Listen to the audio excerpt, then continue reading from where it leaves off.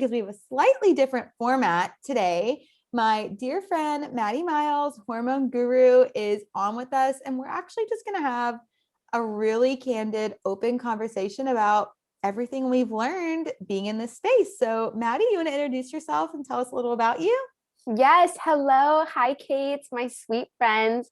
And hi, all of Kate's followers and the Funk It Wellness supporters. Funk It Wellness is incredible. I'm so blessed to have both Kate and her seeds in my life. So, gosh, I don't even know where to begin. I I went through a really interesting long journey healing my own body from anorexia nervosa, from insomnia, from heavy pharmaceutical use, and I healed it eventually after 6+ years, and it was the integrative, more natural route of healing my body. So I went down this beautiful journey, long, beautiful journey of healing my body. I'm kind of laughing right now because it was very frustrating at times, but looking back on it, it was so beautiful. It helped me to become, more in tune with my body. It led me down the path that I eventually went down. And now I'm doing what I do, which is helping other women heal their bodies naturally from a root cause standpoint. And now I'm an integrative health practitioner. I help women heal their hormones, transition off hormonal birth control if they choose to do so. I more so just educate on the pill, other options for natural birth control. And at the end of the day, it is the lovely woman's decision if she wants to stay on it or not. And I support her no matter what. And I'm coming out with some nutritional supplements geared towards women's health, forever supporting my Funk It seeds, and just a bunch of cool stuff is coming out for the Peace Love Hormones brand, and I'm sure we'll dive into all of that, whatever you want to talk about today. And yeah, let's chat some period talk. Yeah, let's do it. Okay, so the biggest thing I want to talk about today is a little, not so much the nutrition side of it, but more the stigma side of it. So, what surprised you when you were getting into this industry? Because, we're both pretty open people. And, I actually didn't really talk about my period a lot, like before I got into doing hormone support. So, yeah, tell me about what surprised you around how people talk about periods. Well, I was actually just going to say the same thing, and then you said it for me. I didn't realize until getting into this how little I talked about my menstrual cycle before any of this, which is, it's crazy because that is what makes women women, like, so it's incredible and really crazy to think like, oh my gosh, I've gone my entire life and no one's, brought this up as a topic of importance. And so that makes me honestly really sad, but it also motivates me and inspires me every single day to keep showing up and to educate on this topic because it's really taboo, unfortunately. And I don't know why it's taboo, because if women didn't have periods, then we wouldn't procreate life and none of us would be here. Yeah, So it's the reason that, interesting that we don't yeah, talk about it, but like we'll talk about, oh, they're having a baby or someone's pregnant or yay, we're so excited. But it's like we don't celebrate the full cycle, which is super interesting to me. we don't celebrate what got you to that pregnancy, what got that beautiful newborn baby who then will grow up and do incredible things with the world. And so I've noticed that as I'm talking more and more about women's health, about more specifically women's reproductive health, that there are a lot of people on both sides, men and women, who are like, I don't want to talk about it. More so men who are like uncomfortable with talking about it. But you know, still I meet a lot of women who it makes them uncomfortable, and it's because we've been raised in a society that tells us our periods are a problem and that they cause uncomfortable feelings and emotions and physical feelings that we can't really do anything about them, and we're sort of just like a hormonal mess. Yeah. And I really want to, and I know you have the same mission, like, let's, first of all, we create products that help balance out women's hormonal imbalances, but we also teach them lifestyle hacks, because it's like a holistic approach. It's like, you can't just take your seeds and you can't just take a supplement and expect everything to be better. It's like, where's your sleep at? How do you eat like throughout the day, every day? How do you talk to yourself? How do you move your body throughout your cycle? Because we know that the foods that we eat, the way that we move our bodies, all of these things change throughout the month too. And it's something else that we're never taught. We're never coached on how to do that. We're just told like, here's the newest fad diet, and here's the newest, like latest exercise group fitness class. And, we push ourselves to like the male circadian rhythm cycle, and we really shouldn't be doing that. And once we become more in tune with our bodies, it's incredible. So anyway, I always steer off topic, but I mean, No, we're I still love on the that. same topic, but I to love go all of back that. to That's all the things I was hoping you would say, because it is such like and sorry, I have something in my eye. It's why I keep like moving my eye like this. I'm like, are you crying for No, me? Are my words that beautiful? You're you're like moving crying me over there. so much that I'm crying. No, my hair is like in my eye. But anyways, it's a holistic approach. Like you can't just change. It's a great place to start changing one thing at a time, Yes. because it can be overwhelming. Like you and I, this is our life. And I still sometimes I'm like, okay, I got to get 8 hours of sleep. And like we both turn our phones off around like 9 o'clock. And like, we do all these things, but it's a holistic approach. Like you need to look at the food you're eating, like the supplements you're taking, eat your seeds, like exercise, sleep, and drink a lot of water, like which was a big one for me. I have such a hard time drinking water, which I know is like, you're a dietitian, you should drink more water. But yeah, Wait, on everything the you just topic said. of water, because I know a lot of people struggle with drinking water. Our mutual friend here in Austin, Davina, she has a water bottle that actually marks off like times throughout the day on the bottle.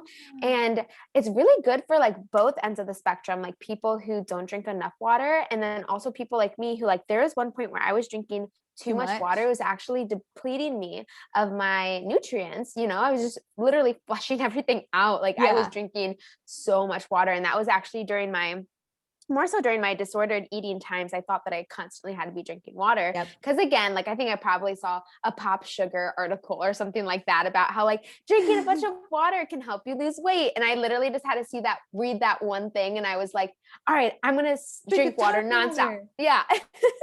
Yeah.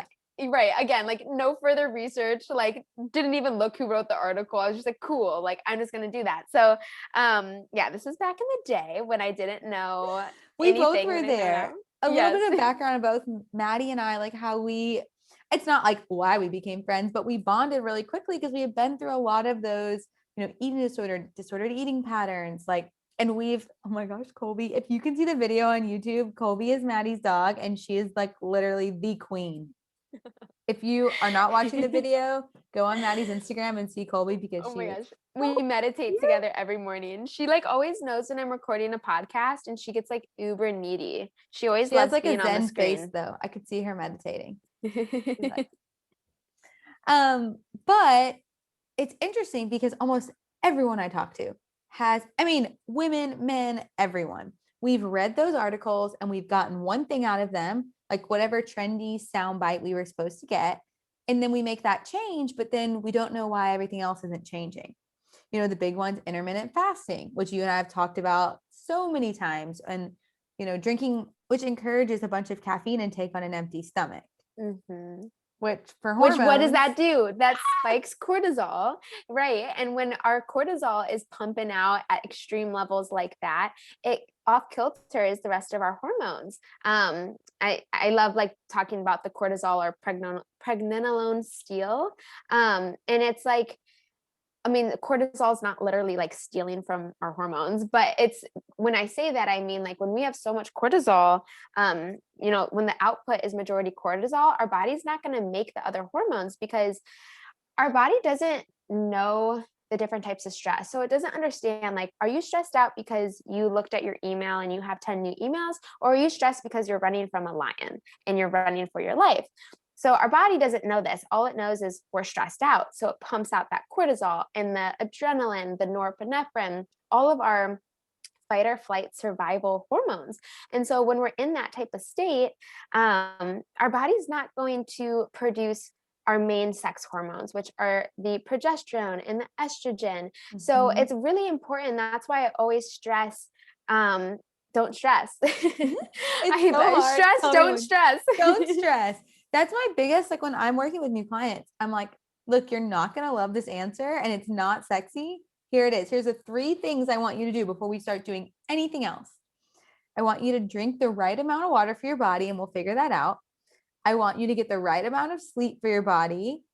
And I want you to try to, you don't even have to meditate. If it just means like turning your phone off, or, maybe not watching that extra Netflix show, but find a way to de-stress. And then let's dive into your nutrition in the next section. Everyone's so confused. They're like, but that has something to do with food. I'm like, but that's what you'll find out, is that everything has to do with everything else. It's all Right. interconnected. It's all interrelated. And, the other thing too is like we can take the most fanciest, high quality functional supplements. We can take our organic, fresh ground seeds. We can do all this stuff, but our body's not going to absorb it if we're stressed out. Because also when we're stressed, the stomach acid that helps us to digest all of these delicious foods that we're eating, hopefully, and these cruciferous vegetables, it's not there. Again, we don't have the right enzymes to be breaking down our food, and we aren't able to absorb the nutrients as well. So it always starts with, lowering that stress, and it's super hard. I remember I hated that answer too. I was like, Yes. don't tell me to lower my stress. That's not going to help me with all Now of I'm these stressed issues. about my stress. Right. I'm like, now I'm stressed because I know I can't de-stress. Like I thought I couldn't de-stress. And so no, because we're never taught anywhere, like we're never taught like how to meditate, or how, and again, like I love that you brought up, you don't need to be sitting down with your eyes closed to meditate. You can just go for a walk outside without your phone. And I love walking barefoot outside too. I do it every single morning when I walk Kobe. Grounding. But there are so many different ways you can meditate, and it's really just whatever makes you feel good, calm, and centered. So whether that's like a yoga class, or going for a walk, like I said, reading a book, baking. A lot of people say that, cooking and baking is very meditative for them. So I'm like, do whatever you can do, at least once a day. Let's get your body into parasympathetic mode to counter all of the sympathetic mode dominance that you have going on, which even the people who say that they are not stressed out, they are still putting stress on their body through the over 100,000 toxic chemicals that we encounter every single day, through the exercise that they're pushing themselves through.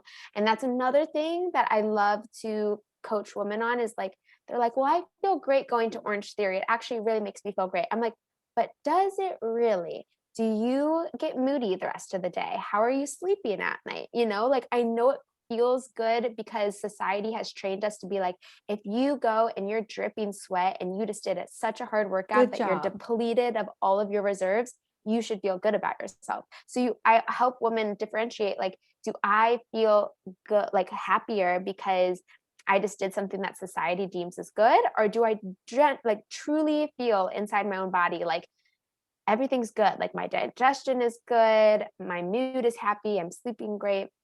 So, yeah. No, I mean, it's crazy. And like, I used to be so into running and doing F45, and like, I was high intensity gal 24/7. And yeah, like, it's crazy. You get all these like, you look amazing, you're so fit. Oh my gosh. But actually, when I got healthy, and I've done a lot of talking about this recently with people, and they're like, oh my gosh, when I got healthy was when I slowed down and I started listening, and I don't run every day anymore. I walk every day because it makes me happy and it's my meditative being outside. But that running every day and going to F45 at 5 a.m, and that's not what my body wanted, especially like exercising on an empty stomach. I was doing all these things that I had read in like a magazine, even though my training as a dietitian and having a lot of holistic experience was saying, don't do those things. I was like, oh, like even, I get talked into society saying you should do this. We all do. Well, also, like, it's important to note that up until very recently, all medical research and studies were done on the male body. Yep. So still isn't even being taught in like medical school. And so a lot of this knowledge is like, it's us women who have decided like, I don't feel well. Nothing is really helping me. Like, I feel like there's got to be another way. And so then we go off and we do our own research, and we kind of like, I've used my body as like a guinea pig in a lot of Same. ways, and like trying to figure out what works, what doesn't work. And it's us doing our own research, because again, this is all very, I don't want to say it's new info. We just lost it. We lost it for a really long time. And I truly believe society just got really comfortable and kind of lazy and was like, you know what? We're almost too smart for our own good, but in the wrong ways. It's like, yes, we can revive someone back to life, more often than not if they're in a super compromised position. But like, you and I practice preventative care, where it's like, let's not get to that point where you have to have a crazy invasive surgery, or you have to be put on, medications 3 times a day for the rest of your life because your thyroid's not working, like, let's do everything beforehand, all of the lifestyle hacks, and let's really just care for our bodies so that it never gets to that point. And so I think it's a really beautiful thing, but also, yeah, super important to note whenever a woman is like starting to feel pressure, this external pressure of like, well, I need to wake up at 5 a.m. and I need to go do that workout. And it's like, but why? It's just like constantly Is it for questioning, but you why? or is it for everybody else? And that's why I always have to Exactly. ask myself, are you doing this for you? Are you doing this for everybody else? And Hmm. it's an important question. So I like that you And touched on that. yeah, and I love, cycle syncing, because there are times of our cycle where we can do that, like during the ovulatory phase and the end of the follicular phase. I'm like, yeah, if it works better for your day to get that workout super early in the morning in that more high intensity, like group fitness, like feel, go ahead and do that. But every single day throughout the month, it's just not ideal. It's not, our hormones, they don't like that. It's not going to be good for them, to, for lack of better terms. And, later on in the cycle, like the luteal cycle, like where I'm in right now, I don't work out until I've been awake for like at least 2 to 3 hours. So I let my body wake up slowly, and I do like for me, it's meditation, and it's walking Colby, and it's eating breakfast. And then I'll go do, yoga or Pilates or my stability work. So again, it's like your exercise is changing. The times that you're doing all of these things throughout the day should also be changing as your hormones are changing, because yeah, we're not going to wake up with all of this, energy and this cortisol to go push ourselves through a workout. And I do not agree with working out on an empty stomach, no matter No, what time of your cycle. no, I don't care what phase you're in, how early or how late you're doing your workout. I don't care if it's yoga, like you put you something need in your tummy. something. I Yes. agree. And I used to do that all the time. And like, just something like a very small, like if you need to eat an orange before you work out, like if you really like, if your stomach's sensitive, you need to eat it, like, because our hormones don't like that either, because you're getting on all your reserves. And especially a lot of times we'll have coffee and then we'll go work out, or like pre-workout, or, whatever. So you're revving up again that cortisol, all of your hormones, you're putting everything off. And then you're doing a high intensity workout, which accelerates all of those things. Yes. And I do want to say, so I am a huge fan of, like the benefits of fasting from autophagy, but I don't agree with this super long intermittent fasting. I think the maximum that a fertile woman should do. So I'm not talking about, menopause, It does women who've change gone through after menopause, because menopause. it does, It does. our hormones completely change, which again just goes to show how much our hormones impact what we should be doing for our body. So I'm talking about pre-menopause here. But the max that you should be fasting, I truly believe, is 12 hours overnight. So you finish dinner at 7 p.m., you eat breakfast at 7 a.m. And so I really think that that's the maximum. I found for myself, I think 12 hours is a little bit too much for me, actually. So I normally hit around like the 10-hour range. And again, this is good for your body to just rest digestive wise, so then it can focus on healing other things within your body and repairing cells and, detoxing and repairing your brain, which is huge. And that only happens when we're asleep, hence why you should be sleeping. But yeah, this whole like, let's fast until the next day at 4 p.m. Again, it seems to work for men, but I still don't even think men should be doing it. But that's a whole nother topic for another episode.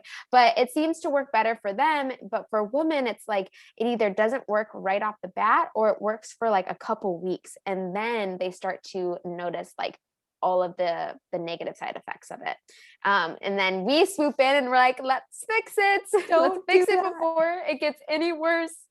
That's like, I feel like, and you probably understand this, when I talk to people, it's finally like, and I'm so guilty. I did the same thing.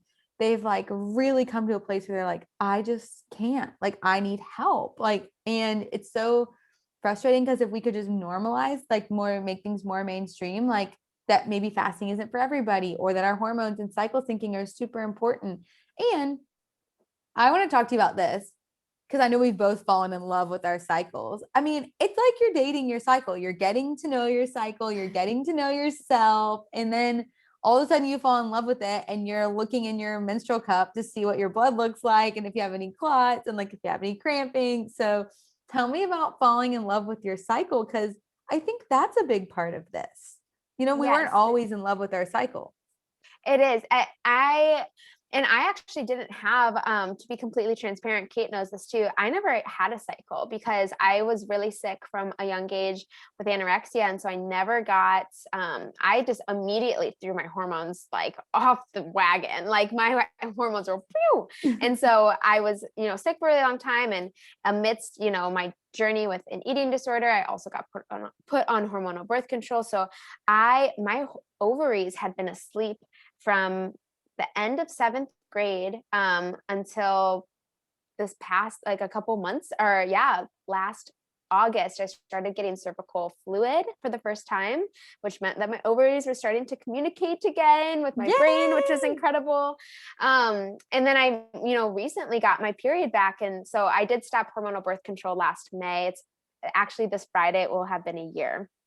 Congratulations. Thank you. I was told that I was crazy by all the doctors, and I was told that I wouldn't get my period back for like 2 to 3 years, but we made Look it at under you the now. year. You put in a lot of Um, work. You've done a great job. You've thank really listened to your body, and it's been cool that you've taken everyone on the ride with you and helped teach other people yes. so many things. But And yeah, tell me about falling in love with your cycle. it's been such a beautiful journey. Like, I mean, I don't even know where to begin. And if you have any specific questions, but it's just been so beautiful to know how, like, when I feel a certain way, whether it's physically or emotionally, I relate it to my cycle and where I'm at right now. And if it's something that is like a little bit extreme, like, which I haven't had, luckily, any bad PMS symptoms, but if I did, I would go, okay, why am I breaking out right now? Like, what's going on in my life right now? Am I stressed? Am I not sleeping well? Did I have a glass of wine? Like, what, you can biohack your hormones, which is so cool. And just knowing that you don't have to feel bad, I think, is the coolest thing. And I'm so in love with just like the divine feminine and like all of this emotional energy that we have. And we're these beautiful caretakers and caregivers. And there's just so much to being a woman that I've connected with over the last year. And I'm still connecting with her. And I have just so much respect for her. And no longer do I compare her to like my male counterpart. And stopping that comparison has allowed me to appreciate her more. So again, this goes back to like, instead of feeling guilty for not going and running 9 miles. I used to run 6 to 9 miles like 5 days a week. Oh my Instead of gosh, feeling I feel guilty for that. that, brutal. Instead of feeling guilty for that, I actually think it's like just so cool and empowering that I woke up and I did what my body needed for that day, which may have been different than yesterday, may be different from tomorrow, but I did what she needs. And now she feels incredible. And it's beautiful to leverage the science behind nutrition and supplementation and then lifestyle to combine all three of those to heal your body and feel great. Because when we feel great, we're going to be great humans. So, I always tell women, I'm like, if the end goal is to like, succeed in your career or, be the best mom you can be the best partner you can be, the best dog mom you can be, you have to fill your own cup first. And so if you are just running on the go all the time and you're not actually connecting to who you are, and who you are is your cycle, that's a huge part of who you are, then you're not going to get where you want to get.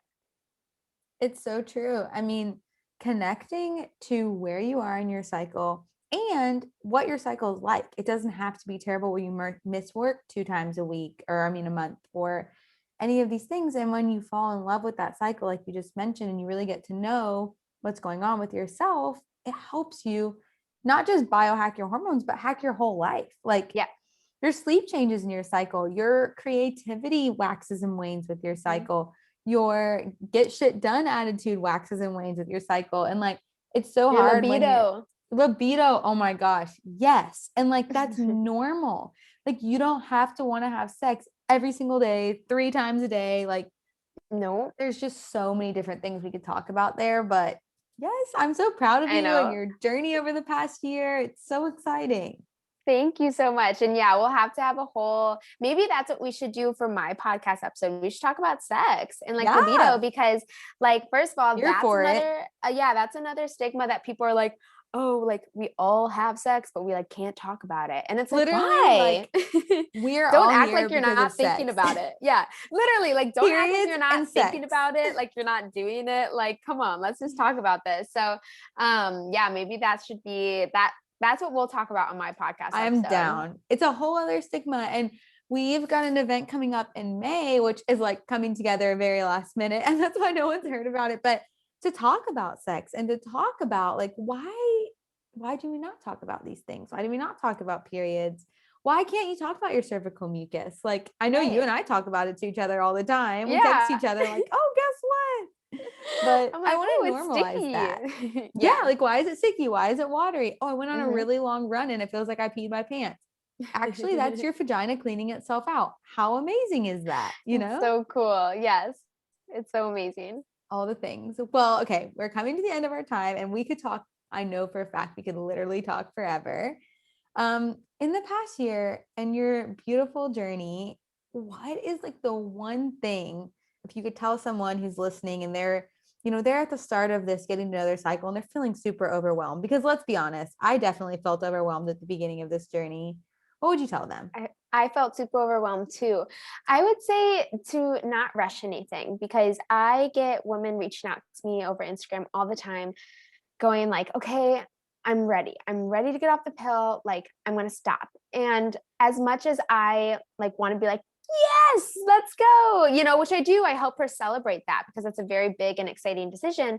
But I say, but let's go, let's do this slowly. Okay. Let's prep your body and your mind for at least 4 weeks beforehand. I would say maybe even at least 8 weeks beforehand. I prepped my body for 2 months before. And let's just start like getting in tune with your body and with your cycle. I air quotes that. I normally sync her up with the moon phases just because you obviously aren't menstruating when you're on hormonal birth control. Fun And fact so, for anyone who didn't know that, because fun fact, you're that is stuck in something a people don't know. perpetual, yeah, you're stuck in a perpetual luteal phase, where you're just more tired and hungry and moody because you're also getting artificial hormones. Another topic for another We could episode. talk a whole nother thing about that because I was stuck in that phase and wondering why I was tired all the time. You're like, is this just what it's like to be a girl? And An then adult society life. confirms that. Oh, whatever. Oh my goodness, we're gonna get up We need into our so whole many own things. podcast together of just the two of us ranting all the time. Oh my gosh, we should for real make like a weekly thing where we go live on Instagram and we just Yes, like 30 minutes live. Like people can hop on, listen to whatever they want, ask us whatever questions they want. Okay, we're doing it. we're That's doing so it. Okay, awesome. we've got something All we're right, doing. everyone, make sure to start tuning in. I'm not sure when this podcast episode will be released, but the live should be started by then. We can make that happen quickly. Sorry, I Once we're in cut our you off, follicular phase, we but will. about not rushing. Yeah, so not rushing, like don't rush into it. It's a gradual process. You have your whole life ahead of you. You don't need to do it overnight. And work, I would say really work with someone, because I did do it on my own and it was stressful. But I also like, because of my background and because I like, this is my passion, this is my life, this is my job.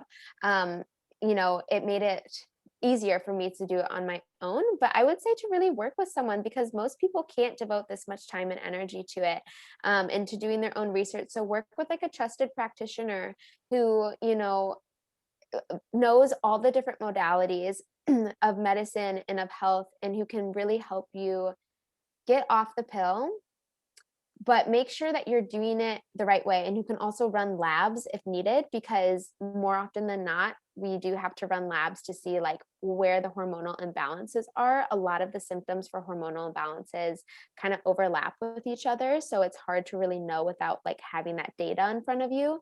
So if you have someone in your corner, in your team to help cheering you on along the way and supporting you and picking you back up when you just want to give up and you want to, because I had those moments too where I was like, I'm getting back on the pill. Like, this is Done. This is crazy. Like, stupid. I'm done. Yeah, like this is super overwhelming. Which I'm really glad that you asked me that, because I think a lot of people just think I had such an easy time with it. And I had it was a It's struggle for hard. sure. And it was scary. And I say I was alone in terms of like, I wasn't working with any like medical professional on getting off of it, but I had my Instagram community and all of my tribe there. And I was doing it, a lot of it for them. I was like, during those hard days, I was like, you know what? If I don't want to do it for myself, I'm doing it for them, because I am going to balance my hormones. I'm going to get my period back. And then I'm going to help all these other women do the exact same. So, yeah, I would say just do it slowly. Don't stress about it. And, have someone who you know can help you. I love that. And it's so true. Like, you shouldn't have to do it alone. It is overwhelming. And I had the same experience. Like, I did it alone too. But again, I got so obsessed with it, I quit my job and launched a whole new company. So, like, not everyone can do that. Yeah. So, yeah, work with someone and know that it takes time. My journey, I started this journey 4.5 years ago, and I would say I'm still on it. I'm still learning, and my body's changing. Stress levels change, life Yeah. changes. Like, really the journey's forever, but it gets more enjoyable the more you Yeah. get to know yourself. The journey, and we don't change if nothing changes. And, as human beings, we're always changing. So we need to adapt to it, or else we're not going to feel good and we're not going to function properly. Yes, that is so true. Well, I'm excited about our new IG live series that we're going I to be know, me launching. too. I am in my follicular phase and you're in your luteal phase. I'm like, okay, let's do it. And you're like, okay, let's do it on this day. Yeah. Your team should be like on different phases so you guys can execute things. Yes, for Um, real. We'll get it done. well, thank you for Of coming on. course. And Maddie's Instagram account is at the Maddie Miles. She